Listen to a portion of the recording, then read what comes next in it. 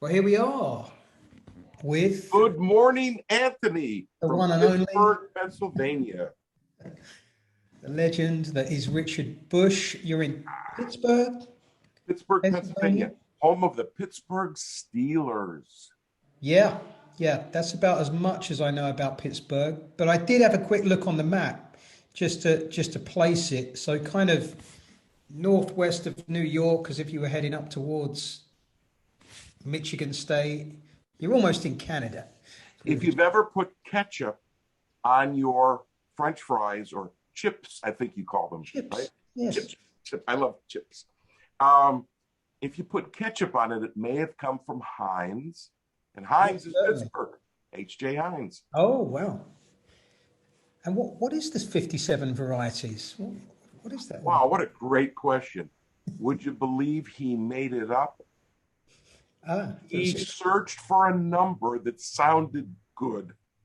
So so 32? No, that isn't just a it. bit of mystery. I Yeah, need to find no, out he what made this. it up. The original H.J. Heinz made it up. He said 57, not 56. 50, that sounds good. He just made it up. It doesn't stand for anything. 57 varieties. True. A little bit of trivia. So did you grow up in Pittsburgh? Is that where you're from originally? To the extent that I grew up anywhere, no, actually, I was born, raised, and robbed in an, I shouldn't say this, but in a very unfortunate city called Detroit, Michigan. At the time, it was, Going through some uh, tough but times. it's where they were making cars and things like that. Yep. And so I was born, raised, and robbed there. My line, but it's the truth. Not a very nice place anymore. A lot of problems, but that's what where America is at. Yep. Unfortunately, we don't want to talk about that. But yeah, then I went to college and graduate school, Mm-hmm. and here I am. Great stuff. So we are going to get to the hypnosis, of course, but you were already involved in the world of, let's just say, mystery performance. You were a Well, magician. here's the story in a nutshell. Yeah. I was about 9 or 10. And Mm-hmm. there was a movie on the telly, or is it the box? On the television, and it was called Houdini with Right. Tony Curtis and his wife, then wife, Janet Leigh. Yeah. And oh, did I fall hard for that movie? Oh my! So of course, had to find out more about this wonderful magical stuff. And I went to the library, things that boys and girls did at that time when you didn't have the money to go to a magic shop, but you wanted to learn more about it. So I got every Mm. book I could possibly get from the library, and I started learning, and oh, it was magnificent. I was hooked, Right. and that kept going through high school and college, and somewhere I think after even graduate school. This is a great story. Yeah. My wife and I were just getting together, and we were on tour somewhere, walking along in a mall. Gee, I haven't thought of this story in a long time. And there was a little kiosk, a little short little area where there was some little cheap magic things. Yeah. And she saw something demoed. She said, "Oh, I have to have that." I said, "Well, I'll get it for you, but I warn you, if I get it, I'm going to start again." She had no idea what she was in for. So Right. we passed over the $3, got the little thing she wanted to play with, and it started big time again, and I never looked back. Right. And what happened, if I can just take a minute and tell you, the magic grew and grew and grew and grew.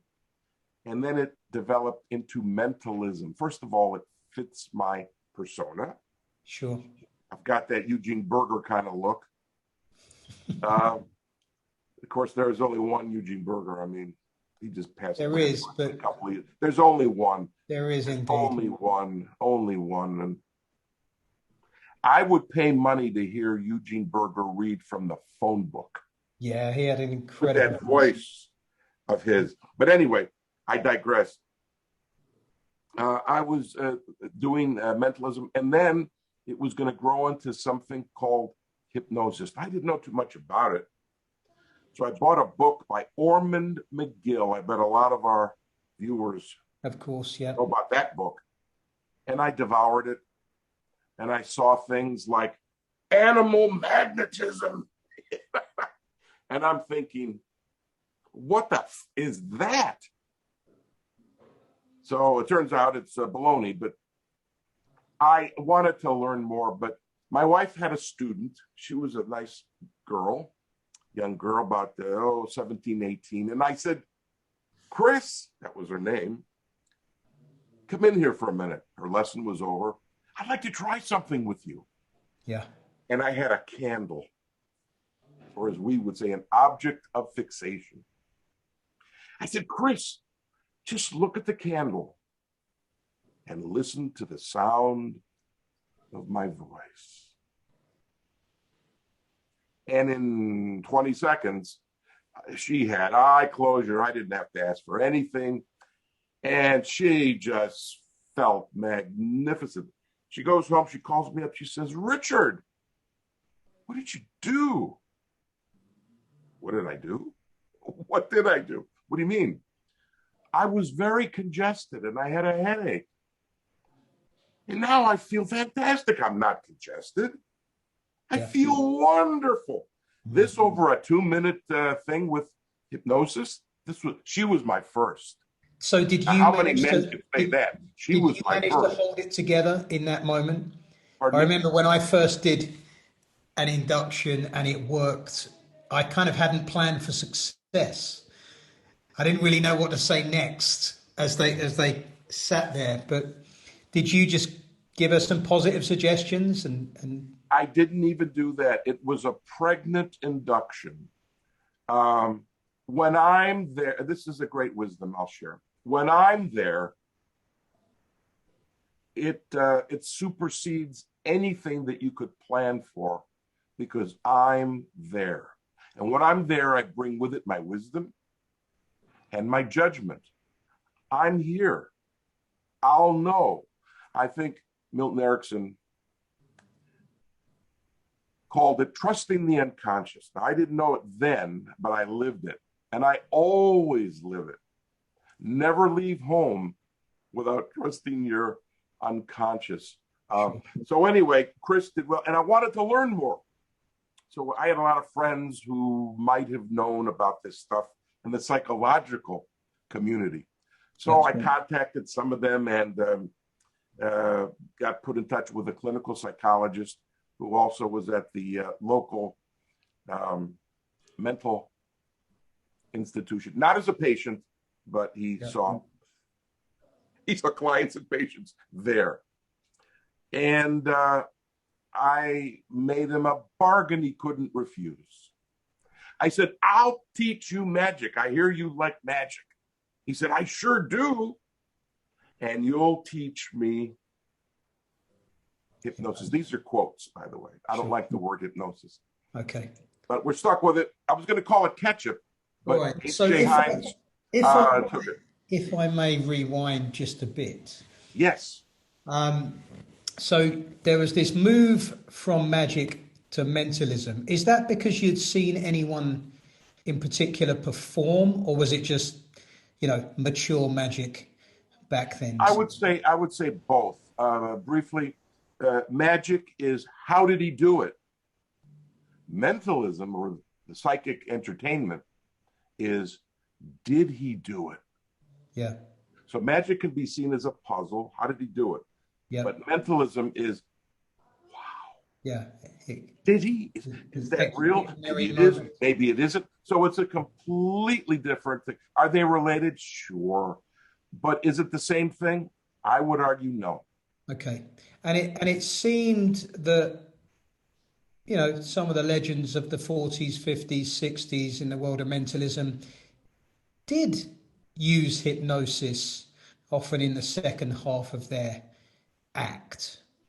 So did that have any kind of influence? Yes, it did. I would say Kreskin, who I have a long-standing love-hate relationship with, Right. On one hand, I admire the guy very much. Who's been around longer than Kreskin? I'll tell you, nobody. Yeah. To shake his hand is to need a shoulder replacement. You know, but the guy's got all this energy, but he has done more, in my opinion. I speak only for myself. To hurt serious hypnosis professionals because he's hell bent on trying to prove something that we all know. We all know that hypnosis is a funny word. It's a misnomer. We all know that. But he's stuck in the 50s, and he uses that to gain publicity and to literally attack clinicians. He's done it. There was a lawsuit at one point, which he won, and he bragged about it. Yeah. I mean, it's just... And then he kind of gives a hypnosis demo anyway. And then he does. Yeah. And then he does. Well, I guess even that position he has more nuance. You know, it's not just, it's fine to have state and non-state views. I think the non-state explanation, the far end, is it doesn't exist. It's all just compliance, when in fact it's much more nuanced these days. There is a cognitive view, there are social factors, but your personal reality is in flux. It changes with expectation. It changes when we imagine things. And that doesn't necessarily, that may undermine the notion that it's a special trance state, but it's not saying it doesn't exist. It's not a thing. You know, it's a little bit more nuanced. So, of course, it's not a thing. It's effective, elegant communication of a very special nature. You know, the researchers can discuss it and fight about it and get grants, government grants, so they can have money to keep them going and argue and write books and papers.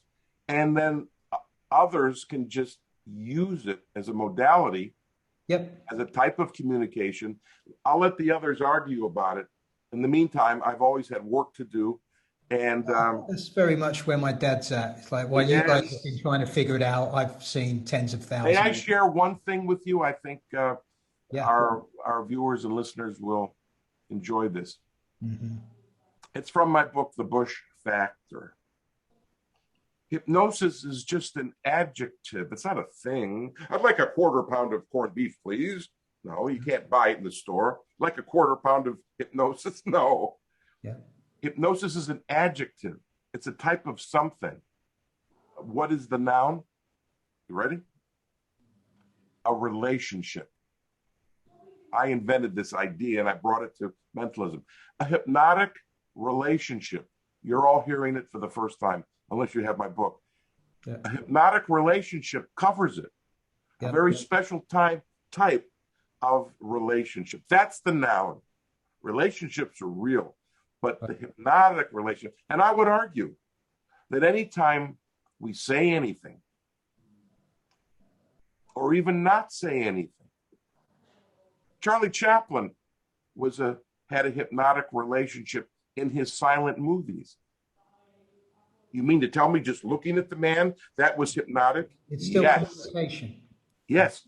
The word I like is hypnotic, T-I-C at the end. Not hypnosis, but hypnotic.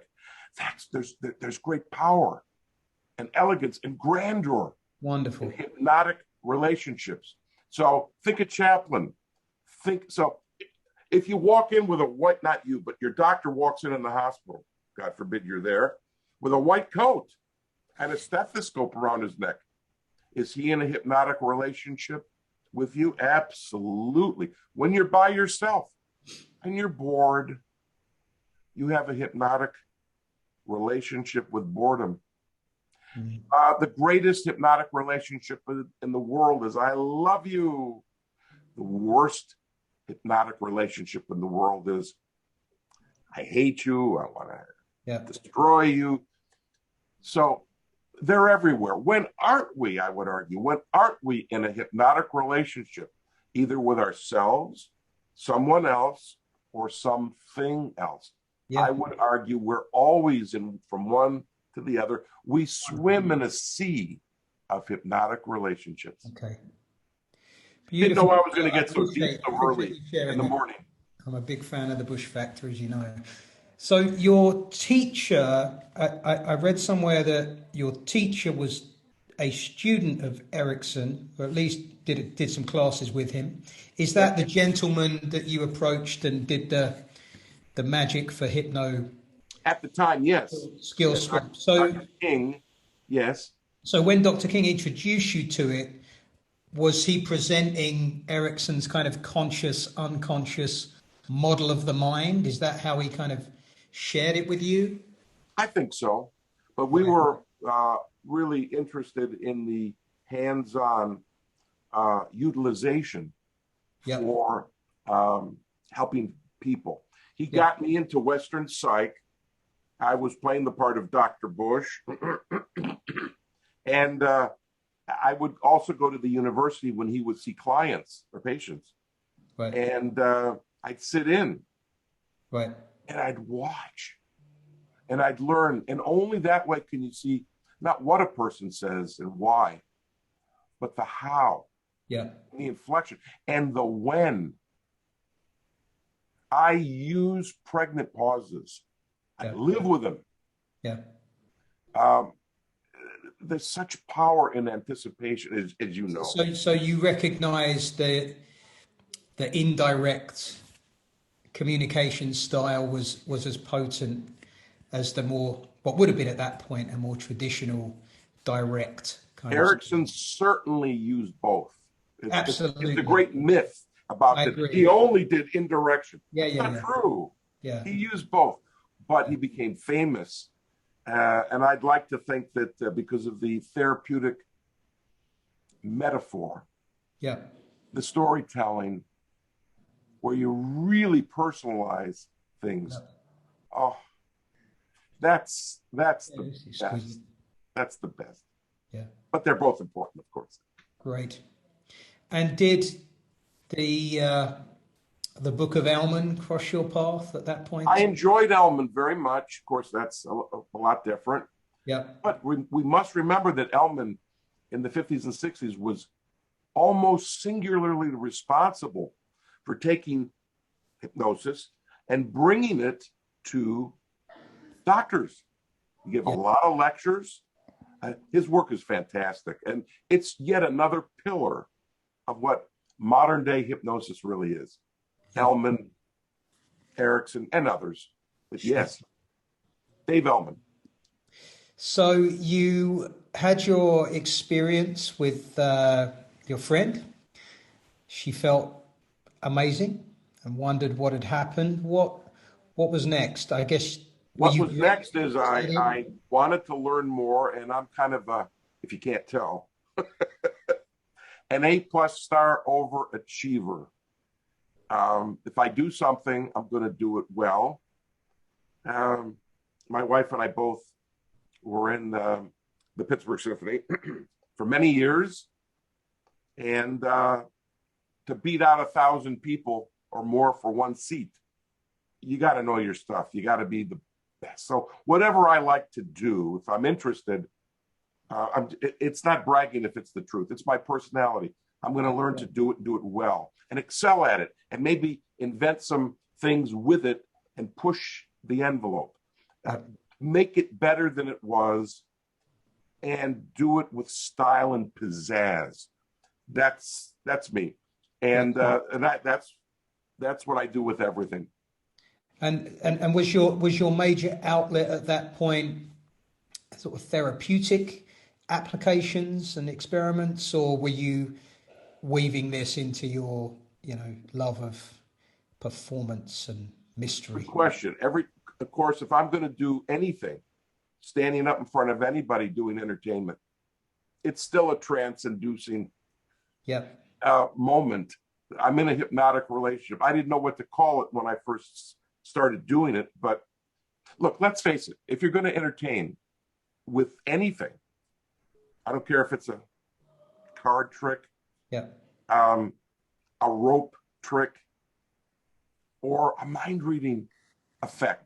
I don't do tricks, by the way. sure. I don't use the word. My friend Banachek uses the word. I wish you would. I use techniques. I use techniques all the time, all kinds of techniques. That's a wide open word. It could be anything. It's expansive. Yeah. I use words like that, but I don't do tricks. Tricks, I suggest we stop talking. You give people if we want mystery, we have to invite the not knowing, and it's okay not to know. We want to move people and give them pleasure and a sense of inspirational wonderment, if there's such a word. That's what we want to do. We don't want to say, yeah, you're thinking of the three of clubs. Did I get it there? Ha ha. You can't do it, but I can. That's not entertainment. That's dumb. Yeah. And I wish that, and while I'm on my rant, I'll say this. Hypnotic entertainment is not, look what I can make you do. Because I've got this power, you see, and I'm going to zets you. Woo. And if you look carefully, you'll see the electrical current fly out of my fingertips. But yet, I made you do it. I don't like those people. But yet that became the dominant expression of it worldwide. It's still kind of what many people think of when they think of hypnosis. That's too bad. Yeah. I can't change the world. I can only alter me. But when I present, they walk away. If I use the word hypnosis, they walk away thinking, wow, every one of those people, they feel great. And look at them. They're happy. Yeah. They feel wonderful. They're the stars of the show. They've learned something about I'm the tour guide, but they're the stars of the show. Now, that's a performer or a performance that moves me. Yeah. But the kind of person that I can make you do this, boom, there, ha, ha, ha, ha, ha. Yeah, it's a bit slapstick. I know a lot of people are into it, and that's fine for them. But as you may have guessed, I'm an opinionated fellow. Mm-hmm. And I want the art to go on, upward and on. Yeah. Not downward in the same old. Yeah. And while I'm at it, let me tell you, no magician who's really good in the world would solely use techniques that he learned from a book written in 1940 or 1950. We don't do that. We're always learning and being more creative. Sure. With our fingers, with our words. But yet there's many hypno people. They never got out of the McGill book. I never met the guy. I understand he was a prince. He was terrific. Everybody loved him. And at the time, the book was the Bible. Yeah. It was the fundamental, the first book. Yeah, it's the first book. Art of Stage Hypnotism, I think it was called, or Suggestion. Yeah. I've got a couple copies of it somewhere. Sure. But it needs to grow. And I'm uncomfortable with people who got stuck at that level, which is why Anthony Jacquin exists and your wonderful father, and why your entire, can I call it a university? Academy teaching people, but modern techniques. It does feel like that. There's a. That's why I'm here. If I didn't respect you and admire you so much, I wouldn't even be here. But I do what I am. The passion is undimmed, and the curiosity levels are still super high. So I'm with you. We are still exploring, and it's an honor to be with you, I must say. Good. I've been looking forward to this catch up, this conversation. Let me ask you something. Why do you think it is that the people we work with seem to vary so much in their ability to respond? If it's not just, but it's communication and it's a relationship, and sometimes people are enthusiastic, and yet their experience can be a little bit muted compared to others. Why do you think that is? I think I know why. People live in a blur these days. They multitask their multitasking.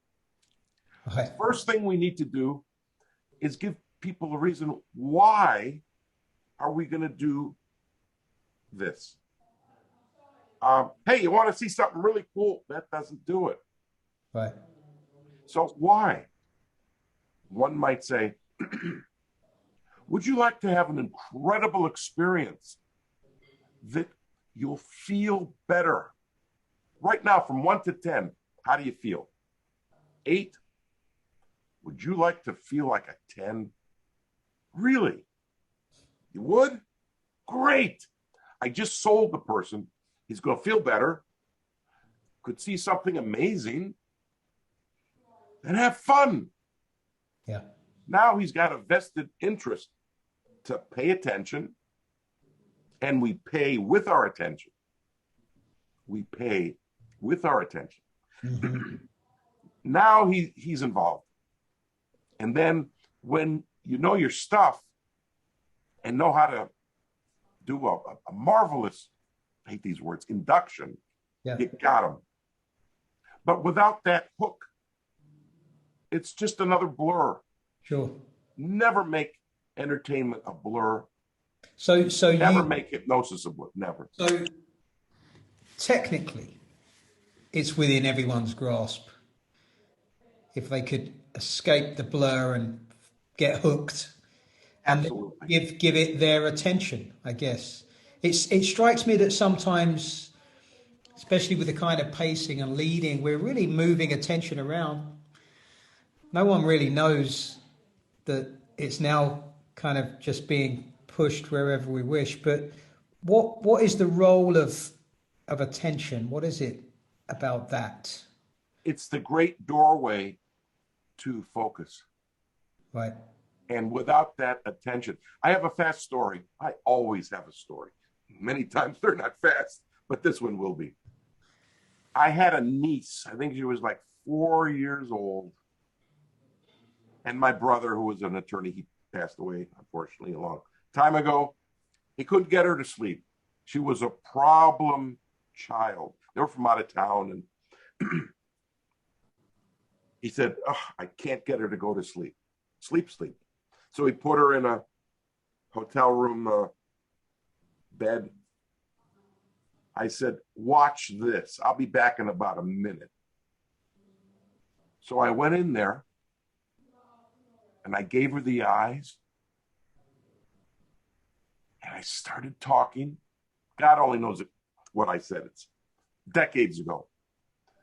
But she was asleep, real sleep, not sleep. I don't do that, but yeah, asleep, for real, in about 30 seconds. And I walked out and I looked at my brother and gave him the wink. And he looked at me like, what did you do? I said, you need to trust your brother. And I walked away.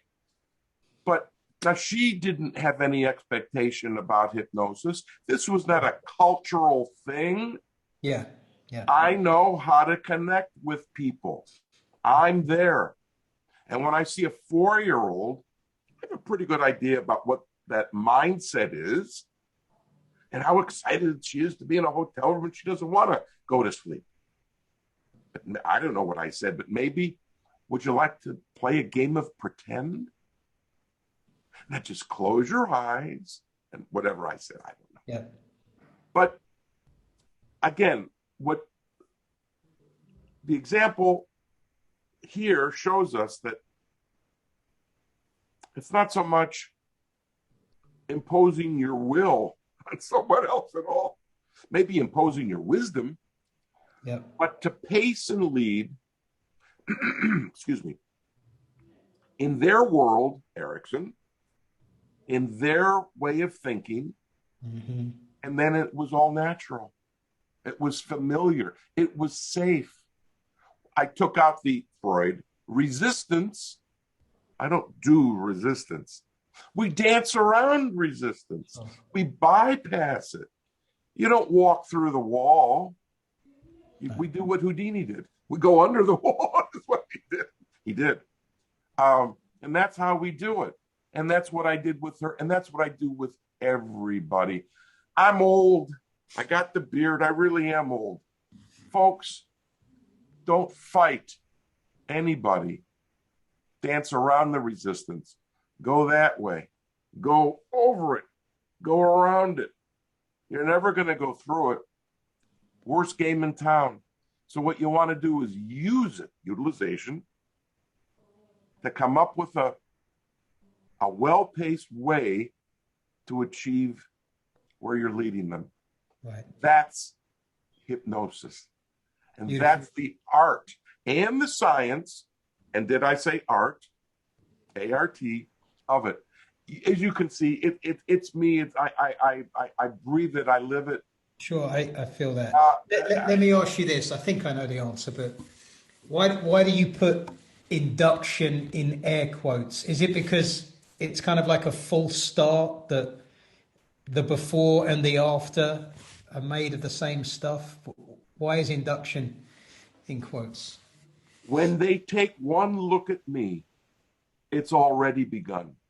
If somebody, of course, I'm retired now, but when someone would call me on the phone, the induction began. I hate that word. Sure. The hypnosis has begun. Sure. They're calling me. Expectation. Ooh. You know, in the old days, when they had these big theater shows and hypnosis performers, hypnotic performers would appear, they'd have a big poster. You know, the great X. And they'd have this big people would walk by and look at it and go, wow. Gee, imagine what that would be like. And maybe they walked on by, maybe they bought a ticket. The hypnotic relationship began. The thinking began. No. I continue the hypnotic relationship. I fortify it. I build with it. But it's already begun, or they wouldn't be looking at me. Mm-hmm. And one look at me, and I'll tell you, I use my eyes. Oh, So there's something to the gaze. eyes. Absolutely. Ask my wife. That's why she married me. I'm just kidding. Yeah. 45 years. Did she ever accept you as the hypnotist? Pardon me?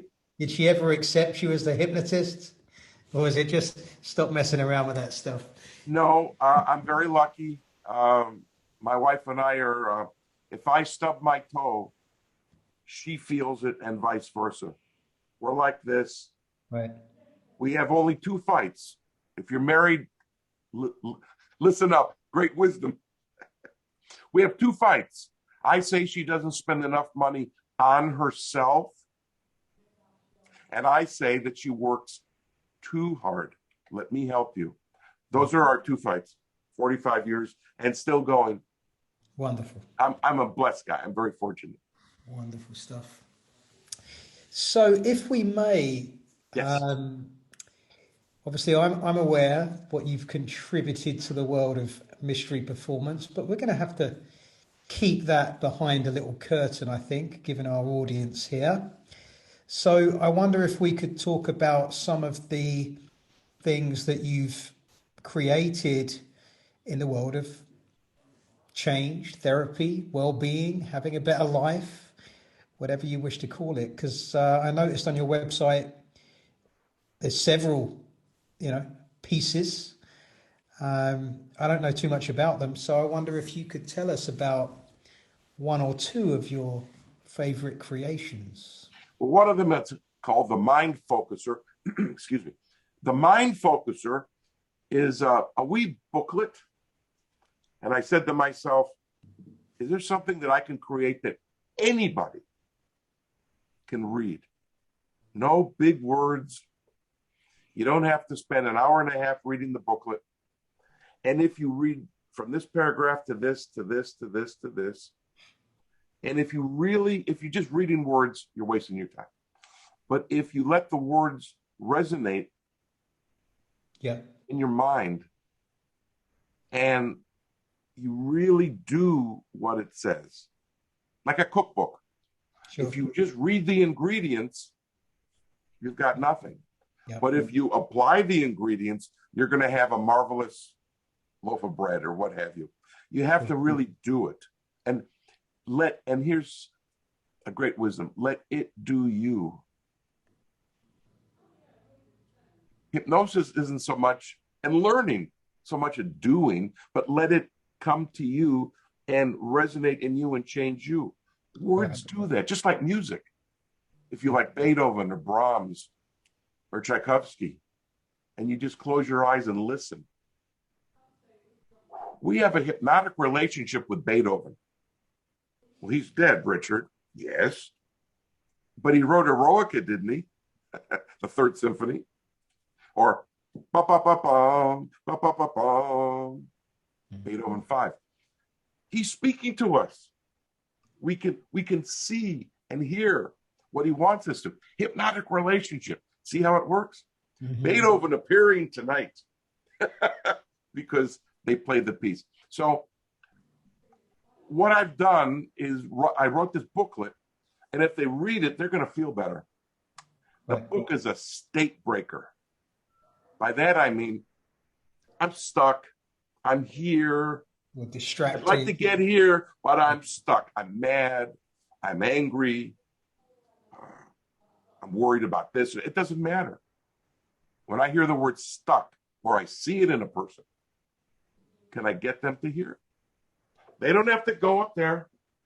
So this is something you could just get into with them right away. Something. Yeah. And when they read the book, or better, if I'm teaching it in a seminar, yeah. Oh, it's great. I love change.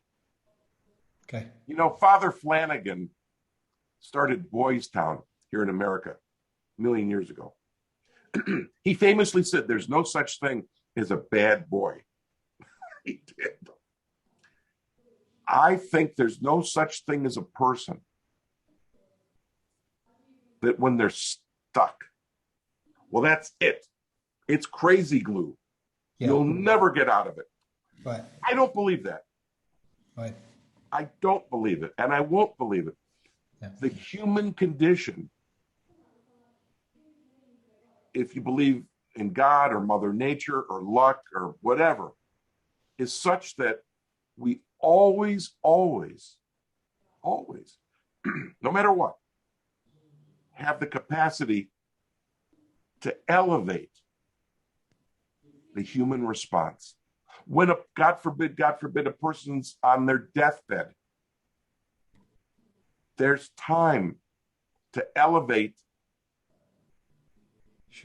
the human condition.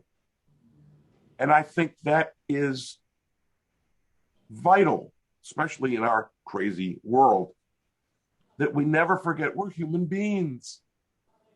We don't have to do what we did yesterday.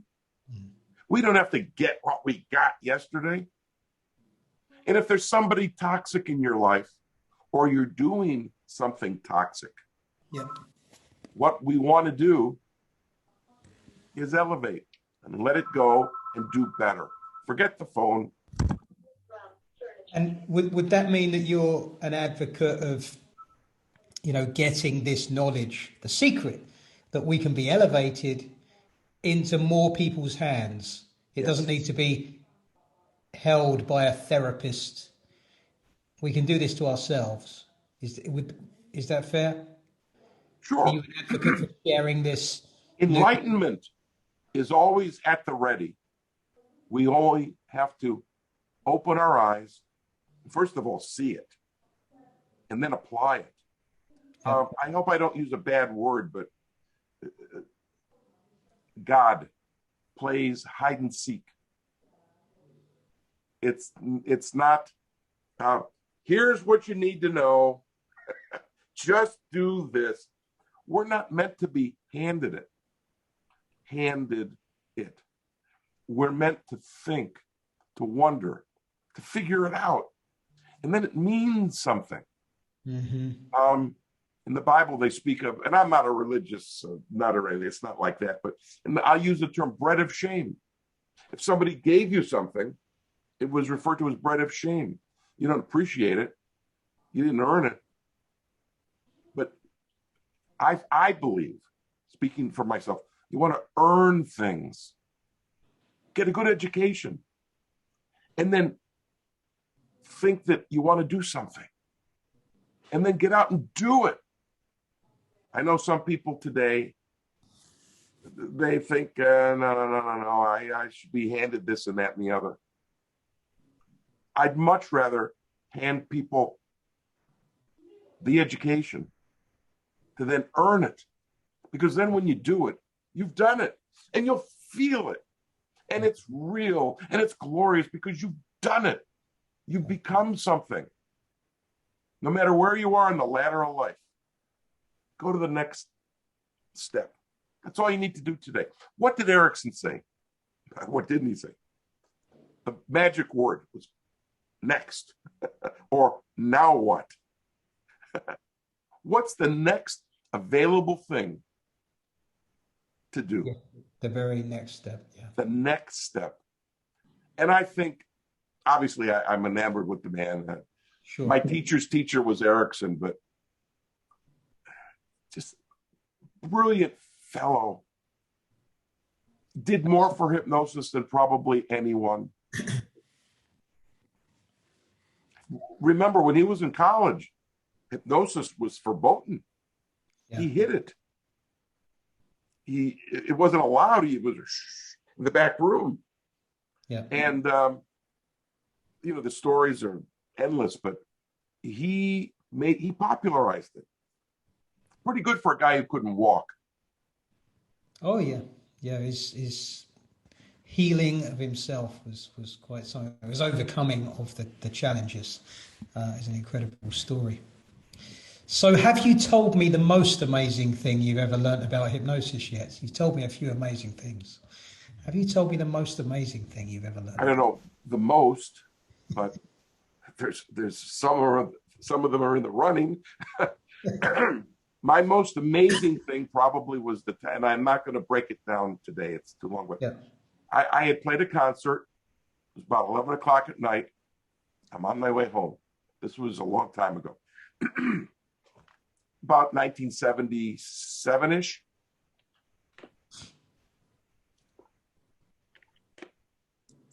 And I was driving home, and I thought my tire was a little flat. So I pulled in to a gas station, which was closed, and I wanted to use the air pump to pump up the tire. All of a sudden, I realized I was not alone. The gentlemen of the night were encircling me. And being an ex-Detroiter, I realized, boy, am I going to get it. I'm going to get the shiv. I'm going to get shot. There goes the car. That's the least of my worries. Or a ring. That's the least of it. I could be in the alley bleeding out in 20 minutes. This is not going to end well. I'll break this down another time. But the punchline is I'm here. I'm obviously ill. Using techniques at the ready. Because I was there. Surrounded. I put them all, including the people on my side and behind me,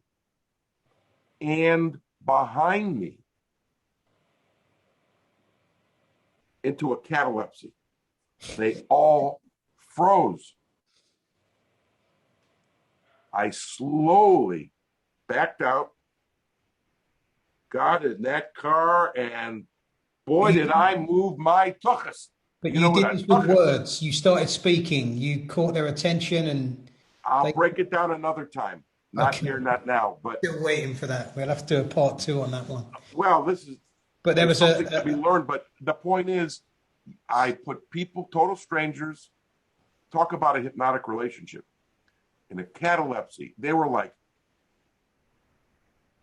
didn't move, statues, and I got out of there.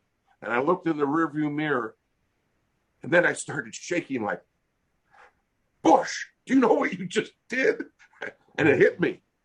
But at the time, it was beautiful. And why? This I will share. Because I earned the right to think. And I earned the right to take all the things that I know, and even things that I didn't know I knew, and I instantly weaved a pattern of things. Yeah.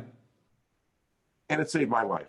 The title of this little article, which is free to anybody, "The Night Hypnosis Saved My Life." Now that, and I've told this story a million times. I've never broken it down to anyone. Right. I'm very proud. They have to be worthy. I'll keep working. But I'm very, very, very proud of that. Psychologists, I've told the story, they look at me and go, wow. But it's true. So anyway, that's that story for another time. So let me put you on the spot with one more question, because Please. You've earned it, and you've sat with many people. You know a thing or two about the human condition and life, what to make of it. So if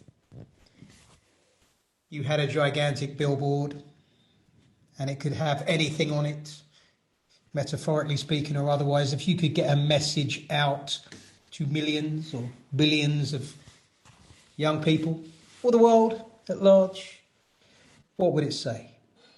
Is there anything that you would like to share? Stop judging and comparing. That's not it. Understand people, even if they're different than you. Understand that people are always doing the best that they can do at that moment, and that they think they can do. People always do at any moment the best that they think that they can do at that moment. And try to understand that maybe they're in pain, physical pain, psychic of the mind pain. And don't hate. Understand. Richard, are you saying that you have to agree with everybody when you think this and they think that? No, it's not about agreement. You don't have to agree, but it's nice to understand. I mentioned toxic people before. I'd like to think I understand why they are the way they are. I still don't want to be around it, but I understand. When we understand, we don't hate. Now, the name Hitler has to come up for just a moment. Being a Jew, I hate that guy. But I understand that crazy people do crazy things, and we must stop it and fight it in the world. When we see that kind of hate, when we say never again, you got to destroy it at the ballot box. Don't let it have power. I promise I won't get political. Although I am very political. Right. And I'm very worried. I'll just say that. I'm very worried and very concerned. Damn worried. But I do understand. I don't hate. I don't hate anybody. Sure. I don't want to. Okay, let's reel it back in with one more, because we've spoken about presence and attention. Could you ask me about your father's bag that you sent last week? Oh, yeah. No. In fact, I'm thinking of my father now when I'm asking you this question, because I knew that. Because sometimes, not always, because it's his right to have different definitions for different days, but sometimes when he's asked, what's hypnosis all about? He will say, we elicit an emotion and we give a suggestion. So I'm interested in your take on the role of emotion, as a conduit, some oil in the machine. Is this something that you make use of? Or Absolutely. I agree with your dad, 1,000,000%. right, That's the hook. That's part of the why. right, Why should I care? I live in a blur. I've got to do this, this, this, this, this. I got to do two things and three things, and then I have to, blah, blah, blah, blah, blah, and they don't stop. One of the greatest things about hypnosis is you get to stop. You get to sit still. that's the first step of my self-hypnosis Sit strategy. still. Can you be still? But my mind is flying around the room. Can you focus on your breath? Can you focus on my nose? Can you look right here? Can you look up at the ceiling where the ceiling hits the wall? Can you look at the top of the picture frame right there? And as you're looking at it, and on, capturing the attention, but the hook of emotion, absolutely. Emotion's the best because it's something they feel. You don't have to convince them or force them. They're just waiting to unleash what they care about, what they wonder about, what's important to them, a meaning. Give them a meaning. You know, Archimedes said, if you give me a place to stand in outer space and a lever or a lever and a fulcrum, I can move the world. Okay. Anthony, you'll join me and your dad. The three of us will say with certainty, if you give me a reason, a motive, an emotion, something they care about, hypnotic relationships are a done deal. As a matter of fact, they're pre-existing. Yeah. We only have to recognize it. Sure. And sprinkle water on the seed and it'll grow. Right. I'd say it's pre-existing. Beautiful. So yeah, you gave us some feedback. My dad showed you his goodie buy bag. Goodie buy bag. I love this title. His two tricks. Here, he knew it in his childhood, but it was kind of made famous by Eric Morecambe of Morecambe and Wise. He used to do the invisible cherry stone.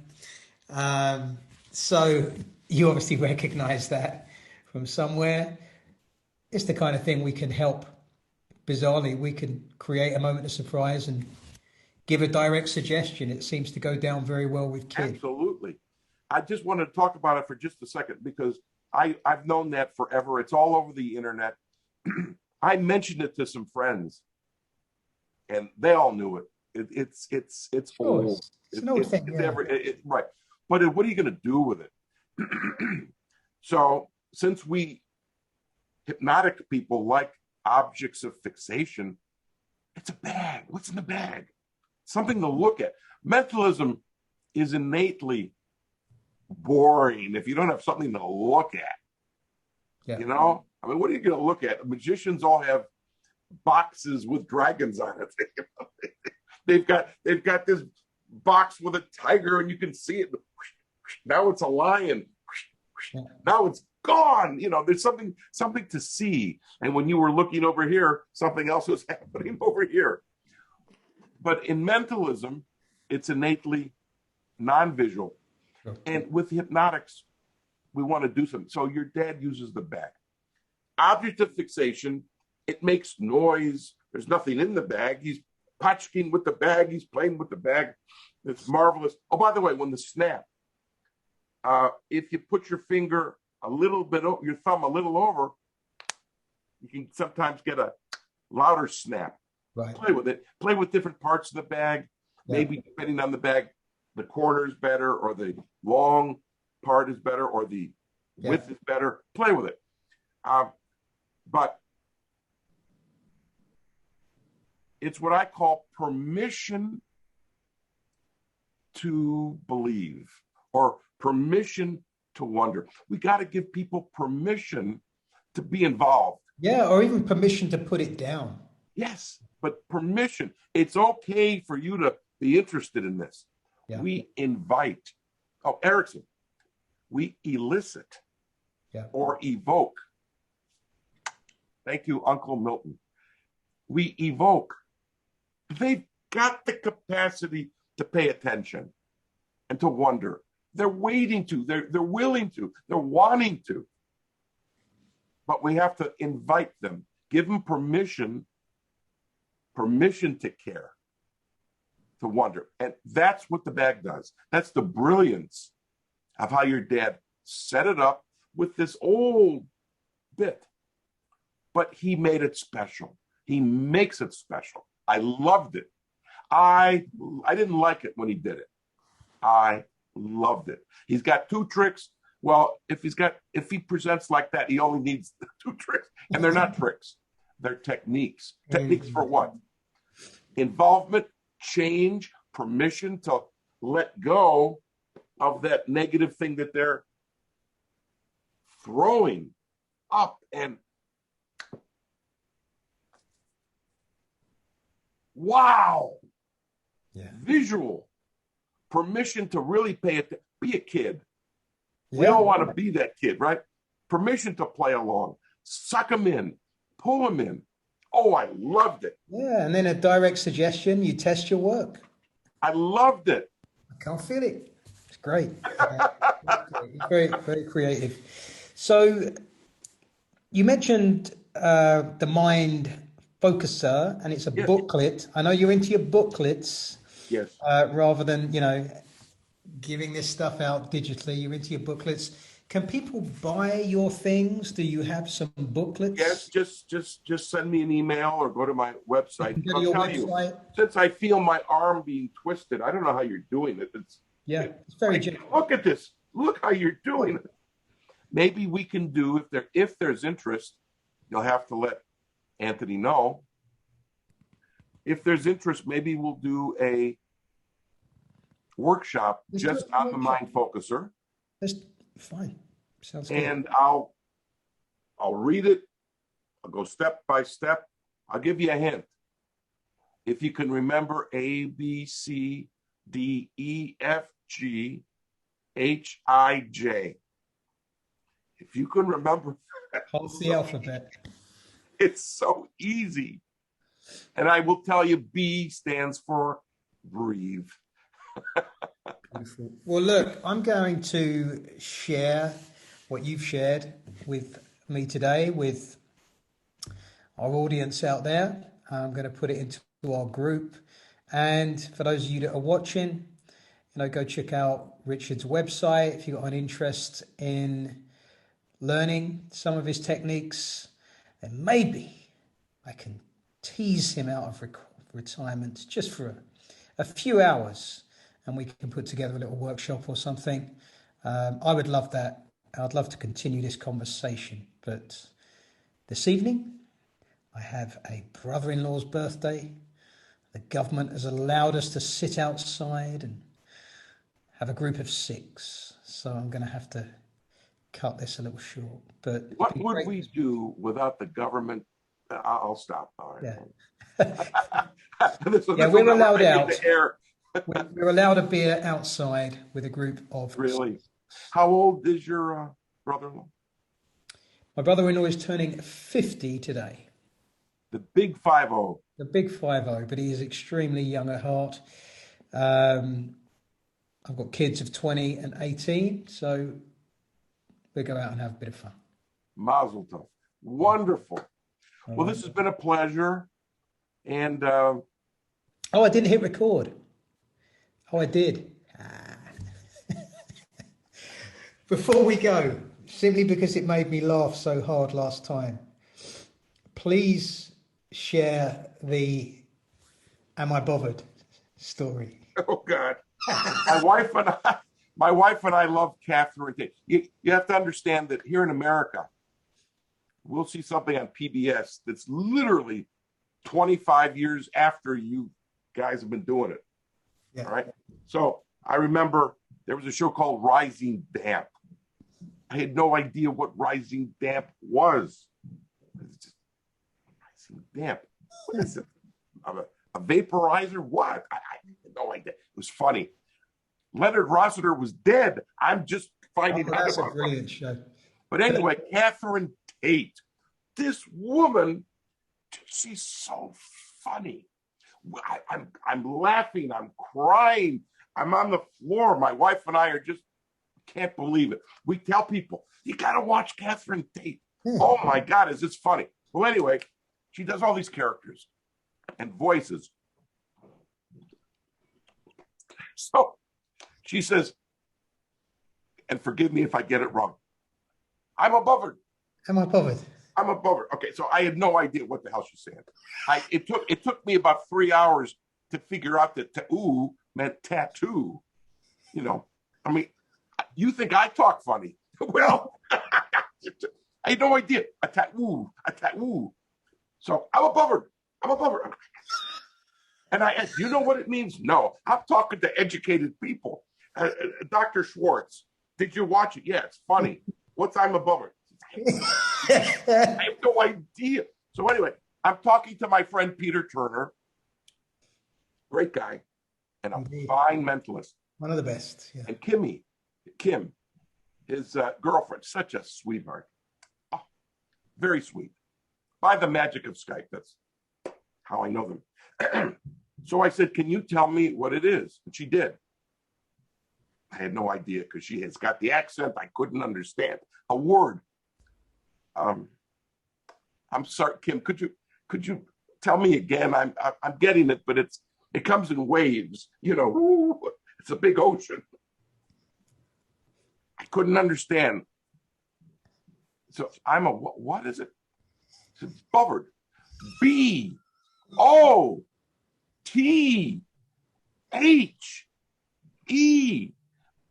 She's spelling bothered. Now I'm on the floor again. I'm crying, laughing. I'm laughing at me. The joke's on me, and that's okay. I laugh at me all the time. She's falling over laughing. Peter, we all had a good laugh, and it was marvelous. But I earned the right to be one of the few Americans to know that Catherine Tate was saying, am I bothered? Am I bothered? And that's the story. But it was so funny. Absolutely love it. Great to hear you're connected with Peter. He's a fine fellow indeed. Good man to know. Okay, Richard, I'm going to dry up the old tears from that last story and wish you a good day. It is such a pleasure, and I look forward to meeting maybe in a Zoom. Yeah, we'll do something on Zoom. And meeting some of your listeners, and that would be a pleasure. I want to matter. I want to share. I know. And above all, I want people to learn. To share. You've contributed a great deal already. So thank you again, Richard, and we will speak again soon. Bye-bye. God bless.